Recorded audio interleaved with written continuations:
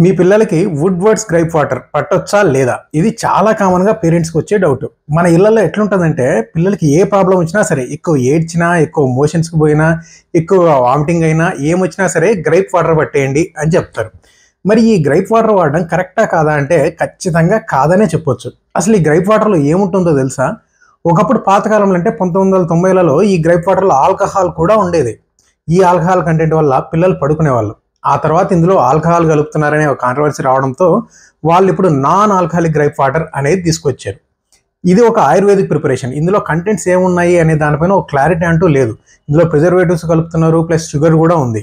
So పోనీ ఇది వేస్తే తగ్గుతుందా అంటే అది కూడా లేదు. ఇది జస్ట్ ప్లాసెబో మాత్రమే. ప్లాసెబో అంటే జస్ట్ సాటిస్ఫాక్షన్ కోసం వేసే మెడిసిన్. దానికి ఎటువంటి మెడిసినల్ ప్రాపర్టీ ఉండదు. ఇది వేయడం వల్ల పేరెంట్స్ అయితే సాటిస్ఫై అవుతారేమో కానీ పిల్లలకి ఎటువంటి ఉపయోగం లేదు. ఇన్ఫ్యాక్ట్ ఇంకా కడుపు నొప్పి పెరగడము, ఇండైజెషన్ లాంటిది రావడము, పిల్లలు ఎక్కువగా నిద్రపోవడము ఇలాంటి అనర్థాలు జరుగుతున్నాయి. దీనిపైన ఒక రీసెర్చ్ స్టడీ కూడా జరిగింది. ఆ స్టడీలో గ్రైప్ వాటర్ వాడడం వల్ల ఎటువంటి ప్రూవెన్ బెనిఫిట్ లేదు అని నిరూపించబడింది. కాబట్టి చిన్న పిల్లలకు ఎప్పుడైనా కూడా సైంటిఫిక్గా ప్రూవ్ చేయని మెడిసిన్స్ వేయకండి. దానివల్ల అనర్థాలే తప్ప ఉపయోగాలు ఏమీ ఉండవు.